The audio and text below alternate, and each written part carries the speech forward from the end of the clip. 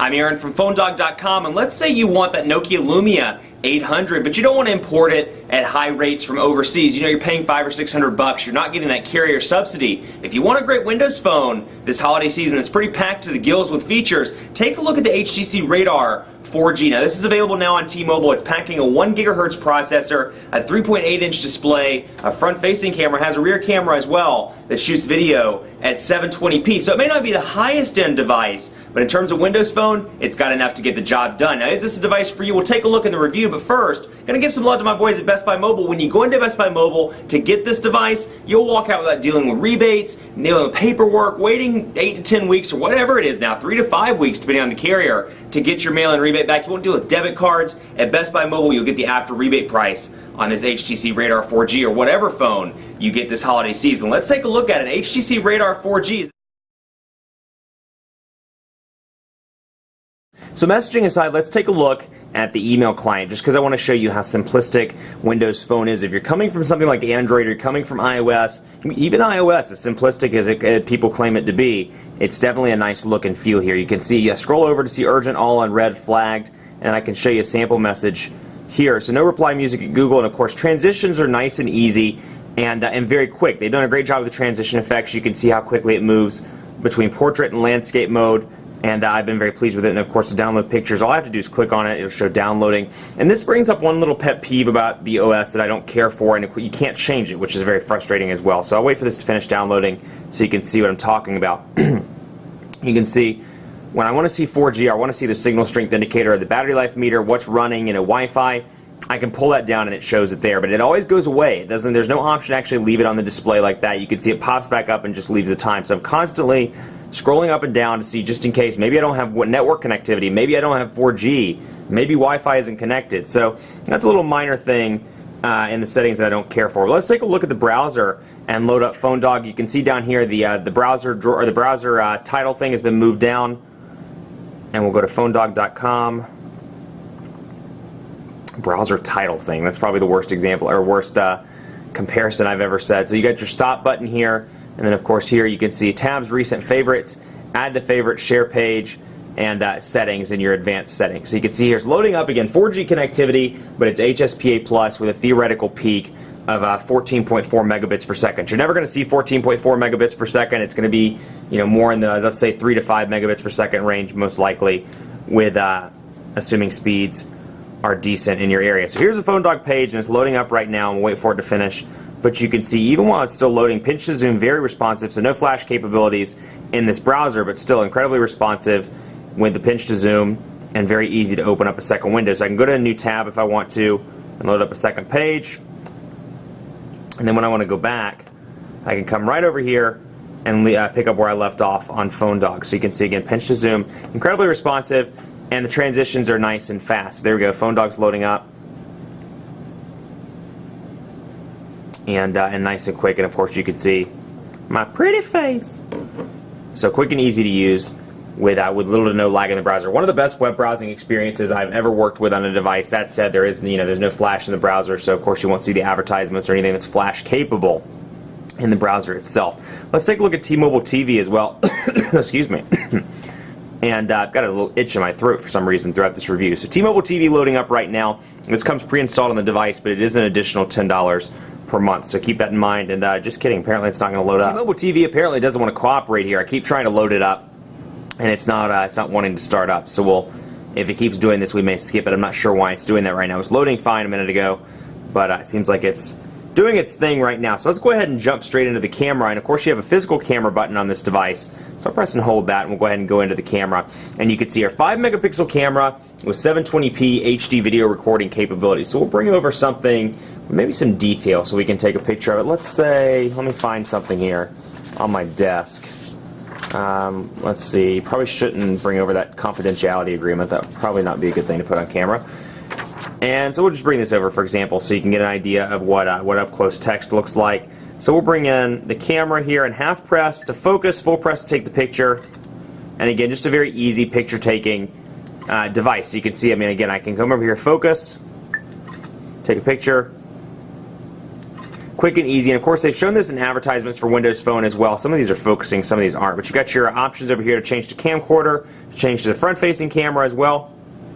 And then go back to, I don't know why I just did that. Go back to the main camera as well, and then you got your settings down here where I can change the scenes, I can change the effects, panorama, and more resolution, and of course turn flash on and off. Now what I do like is the quick and easy way to go between the pictures in the gallery. So I can scroll back through here and say, I don't like that picture.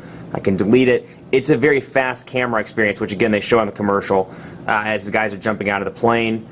And they show how quick and easy it is to take pictures. So when I scroll back over, I'm right back in my picture taking. So I can come over here and take a picture of the torch, for example, and be right where I left off. So nice camera experience. Again, 5-megapixel camera. It's not going to win any awards by any means for camera quality. There are definitely better options on the market, and even some of the Windows Phone devices that have 8-megapixel cameras are a little bit better. But hey, for what you get, 720p HD video recording, it's going to be a decent device, and given the mid-range specs on this, or a decent camera rather, and given the mid-range specs on this phone, it's more than enough. 720p HD video recording and a 5-megapixel camera. So let's take a look also, because I want to show you Microsoft Office comes pre-installed on this, and I wanted to pop that up, and you can see you get a mobile version of Office, so you can access OneNote, you can explore Excel, Word, PowerPoint, you can add documents, so we can do a new Word document, for example.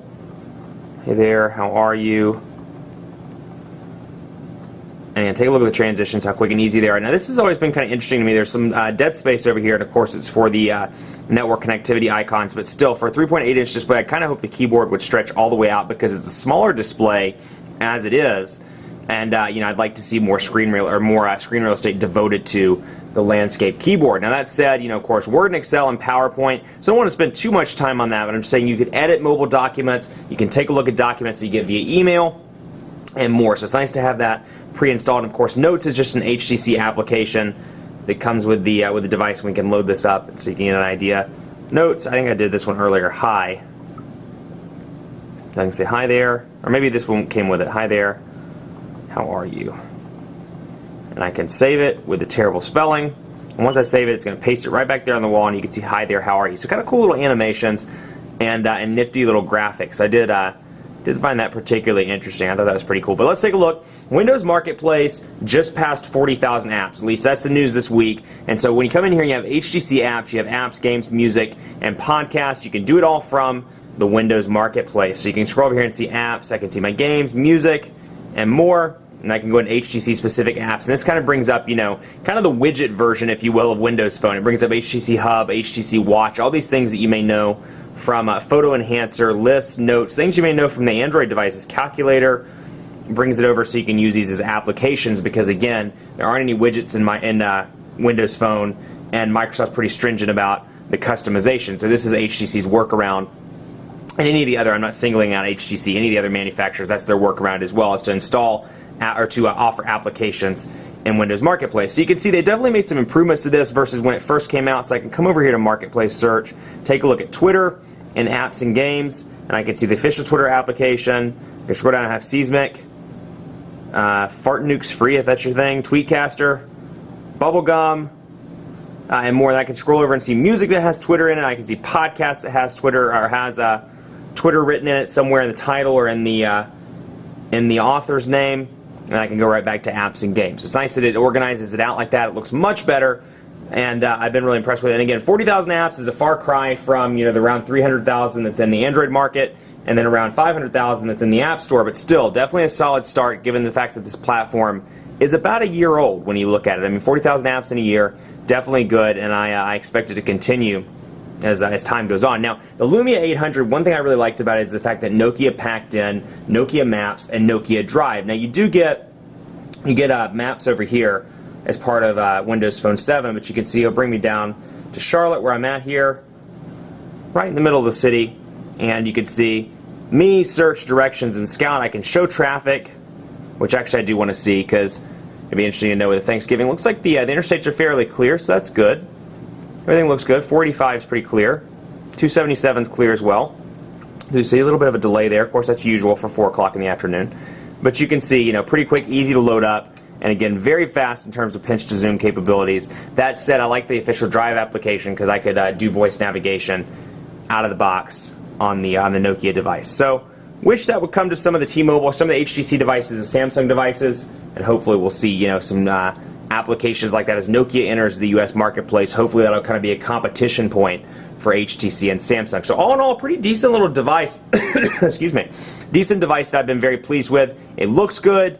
It's very fast, very easy to use, very simplistic. So somebody that's coming into the smartphone experience for the first time, or somebody that's used to Windows Phone and just wants an update in terms of hardware, there's a lot to like in the HTC Radar 4G. 4G capabilities, a fast, reasonably fast processor, a decent sized display, 720p HD video recording, all in a pretty nifty little package. Now it has a 1,520 milliamp hour battery. With moderate use, you know, you're going to be struggling to make it through the day. I found that with my usual calling, texting, browsing the web, doing all that stuff, you know, I was able to make it until about 7 o'clock, 8 o'clock at night before the device started flashing up the low battery warning. Now it said, you know, if you're a heavy user, carry that spare car charger because you're going to need it. Otherwise, I think with light use, maybe to low moderate use, you should be fine to make it through most of the day. So don't let the battery sway you. That said, I wish it had a bigger battery besides 1,520. I wish they packed maybe a 1,700 milliamp hour battery in it. I feel like it'd be a little bit better. But hey, smaller display,